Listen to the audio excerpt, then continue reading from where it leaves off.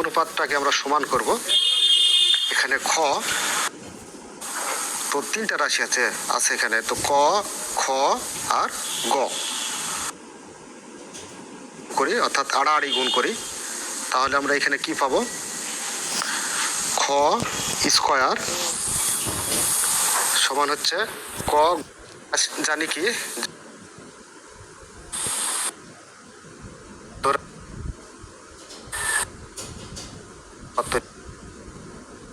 দুইটি রাশি দেওয়া আছে। প্রথম রাশি হচ্ছে 6 আর তৃতীয় রাশি হচ্ছে 24।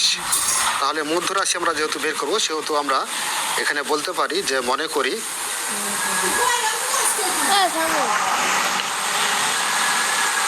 মধ্য রাশি। মধ্য রাশি সমান আমরা একটা ধরে নিব, ধরি ক। মধ্য রাশি আমরা ক ধরে নিলাম। তাহলে এখানে কি কি দেওয়া আছে? দেওয়া আছে বলে লিখতে পারি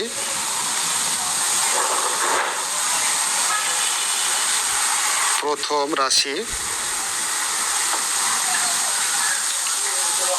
রাশি হচ্ছে 6,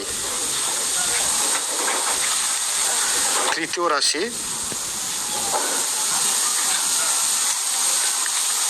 রাশি হচ্ছে গিয়া 24। তাহলে আমরা ক্রমিক সমানুপাতের মধ্য রাশি নির্ণয়ের সূত্র কি জানি? আমরা জানি যে মধ্য রাশি ক স্কয়ার ইকুয়াল প্রথম রাশি গুণ তৃতীয় রাশি। তো এখানে মধ্য রাশিও লিখতে পারো। তো মধ্য রাশি কত আছে? ক আছে, তো ক এর উপর স্কয়ার থাকলে ক স্কয়ারই হবে। আর প্রথম রাশি কত? প্রথম রাশি হচ্ছে 6 গুণন তৃতীয় রাশি হচ্ছে 24।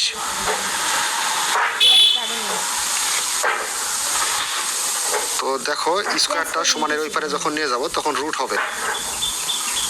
তাহলে স্কয়ারটা সমানের ওই পারে নিয়ে গেলে রুট করব, আর 6 আর 24 আমরা গুণ করে দেব। তো আচ্ছা দেখো আমরা গুণ করি। 4 6 24 4 হাতে 2, 6 দুগুণে 12 আর 2 14, তার মানে 144।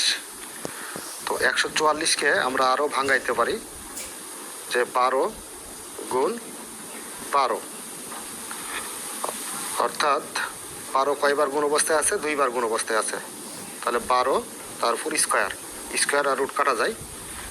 তাহলে এখানে আমরা পাবো কি? ক সমান, অর্থাৎ ক হলো মধ্য রাশি, এটা সমান পাবো কত? 12।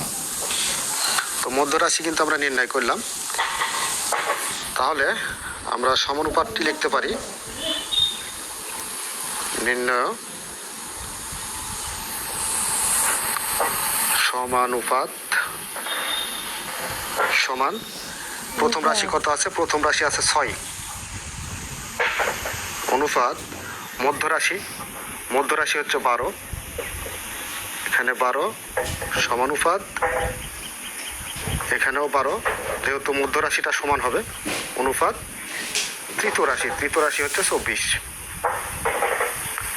তো এটাই হচ্ছে আমাদের ক নাম্বারের উত্তর। এবার দেখো খ নাম্বারটা দেখি। খ নাম্বারের প্রথম রাশি হচ্ছে 25 এবং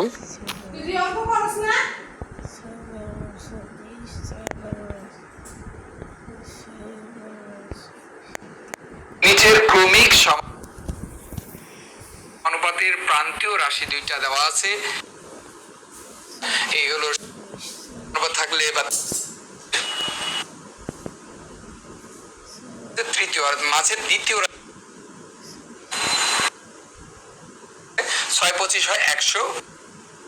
আমরা এটাকেই এভাবে লিখতে পারি, অথবা রুট, অথবা এটাকে আসলে তোমাদের সাইড নোট বলেছে যে আমরা এপাশে ঠিক আরেকবার হবে এবং অনুপাত চিহ্ন হয়ে দেন তৃতীয় রাশি অর্থাৎ প্রান্তীয় রাশি 24। এটাই হচ্ছে তোমার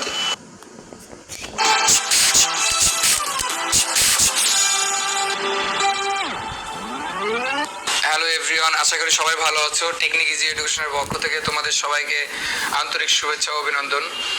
দেখো আমরা 2.1 অনুশীলনীর এখন পর্ব 2-এ চলে এসেছি। এখানে 2 নম্বরের কয়েকটা প্রশ্ন উঠানো আছে, এগুলো আমরা এখন সলভ করে দেখাবো। তাহলে প্রথম প্রশ্নে আছে 6 এবং 24। এর আগে জানতে হবে যে আমাদের 2 নম্বর প্রশ্নটা আসলে কি বলেছে। 2 নম্বর প্রশ্নে বলেছে দেখো, নিচের ক্রমিক সমানুপাতের প্রান্তীয় রাশি দুইটা দেওয়া আছে, সমানুপাত তৈরি করো। অর্থাৎ আমাদের যদি সমানুপাত এরকম হয় যে 3টা বা 4টা, তাহলে আমরা যে সূত্রগুলো জানি, এখানে যাবো প্রান্তীয় 2টা রাশি দেওয়া আছে, তার মানে মাঝে আরেকটা রাশি আছে, এটা বোঝাচ্ছে। তাহলে 3টা অনুপাতের যে সূত্র, আমরা ঠিক সেই সূত্র প্রয়োগ করে এখন এই হলো সমানুপাত তৈরি করব। তাহলে প্রান্তীয় অনুপাত অর্থাৎ 2টা অনুপাত দেওয়া আছে আর মাঝের একটা অনুপাত নাই। তাহলে আমরা যে সূত্রটা জানি, 3টা অনুপাত থাকলে বা 3টা রাশি থাকলে কোন সূত্র অ্যাপ্লাই করতে হয়, সেই সূত্রের সাহায্যে এখন আমরা সমানুপাত তৈরি করব। তাহলে আমরা এখন চলে যাই অঙ্কে। দেখো ক নম্বর প্রশ্নে বলেছে যে 6 এবং 24 এই হচ্ছে 2টা কি দেওয়া আছে, এটা প্রান্তীয় 2টা প্রান্তীয় রাশি। তাহলে ঠিক আছে, আমরা লিখতে পারি যে ক্রমিক সমানুপাতের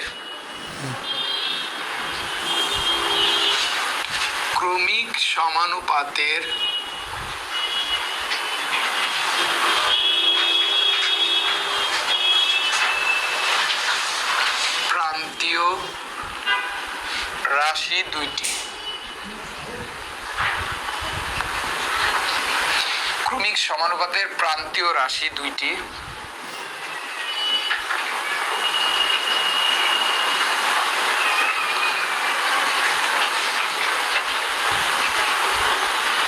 যথাক্রমে 6 ও 24। অর্থাৎ এখান থেকে আমরা লিখতে পারি যে প্রথম রাশি সমান সমান 6 এবং তৃতীয় রাশি, প্রথম রাশি 6 ও 24। অর্থাৎ এখান থেকে আমরা লিখতে পারি যে প্রথম রাশি সমান সমান 6 এবং তৃতীয় রাশি সমান সমান 24। তাহলে আমরা 2টা রাশি পাইলাম, এক হচ্ছে প্রথম এবং আরেকটা হচ্ছে তৃতীয়, আর মাঝে দ্বিতীয় রাশি অর্থাৎ মধ্য রাশিটা নাই। তাহলে আমরা সমানুপাতের সূত্র অনুযায়ী যেটা জানি সেই সূত্রের সাহায্যে এখন করব। সূত্রটা কি তোমরা আগে জানো হয়তো, যে মধ্য রাশি স্কোয়ার ইকুয়াল টু প্রথম রাশি ইন্টু তৃতীয় রাশি। তাহলে আমরা এখন সূত্রটা লিখি। আমরা জানি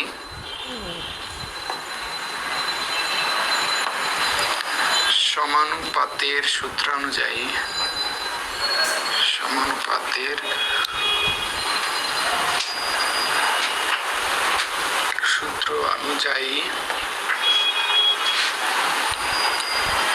মধ্য রাশি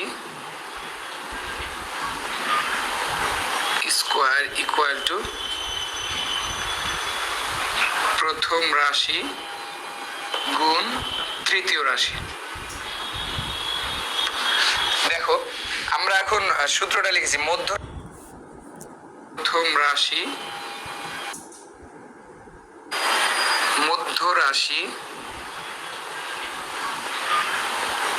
স্কোয়ার ইকুয়াল টু প্রথম রাশি গুণ তৃতীয় রাশি। দেখো আমরা এখন সূত্রটা লিখেছি, মধ্য রাশি স্কোয়ার ইকুয়াল টু প্রথম রাশি গুণ তৃতীয় রাশি। আমরা তাহলে এখন মান বসাবো, প্রথম রাশির মান ছিল কত এবং তৃতীয় রাশির মান ছিল কত। তাহলে দেখো প্রথম রাশির মান ছিল 6 এবং তৃতীয় রাশির মান ছিল 24।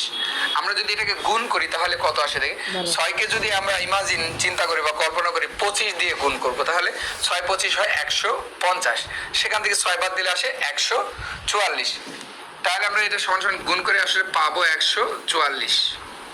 এটা আসলো মধ্য রাশি স্কোয়ার ইকুয়াল টু। তাহলে এখন যদি আমরা মধ্য রাশিকে এভাবে লিখি, অতএব বা সুতরাং মধ্য রাশি সমান সমান এই আমরা স্কোয়ারটাকে ঠিক এ পাশে নিয়ে আসবো, তাহলে স্কোয়ারটা যদি এ পাশে আসে তাহলে রুট ওভার হয়ে যাবে, রুট ওভার 144। এটা সমান সমান আমরা কি লিখতে পারি, এটা সমান সমান আমরা লিখতে পারি 12। কেননা কিভাবে দেখো একটু, যে আমরা এইটাকেই এভাবে লিখতে পারি, যদি তোমাদের মনে হয় এখানে লিখো, না হলে না লিখলে হবে 12 গুণ 12। এবার এটা সমান আবার কি লিখতে পারি 12 স্কোয়ার, অর্থাৎ এইটা থেকে কি একটা 12-র জন্য অথবা রুট, অথবা এটাকে আমরা লিখতে পারি আরো এভাবে, যে আসলে এখানে জায়গার সংকলন দেখাইতে তোমাকে আলাদা করে, এটা আসলে তোমার সাইড নোট বা এটা তোমার বোঝার জন্য আসলে করা।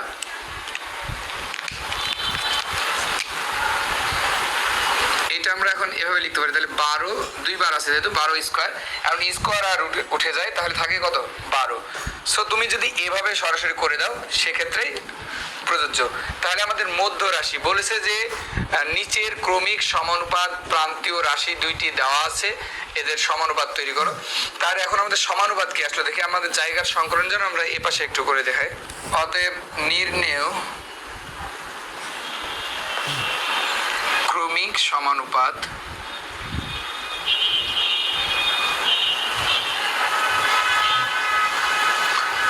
সমানুপাত, এখন সমানুপাতটা তাহলে আমরা তৈরি করি।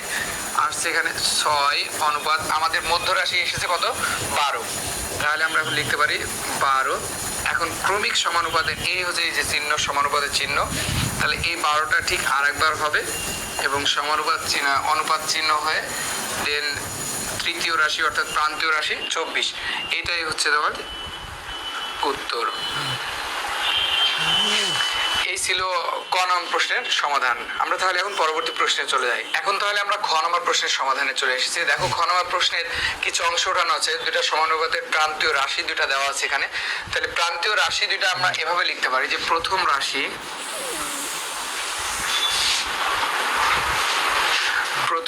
সমান সমান 25 এবং তৃতীয় রাশি কিছু অংশ ওঠানো আছে, দুইটা সমানুপাতের প্রান্ত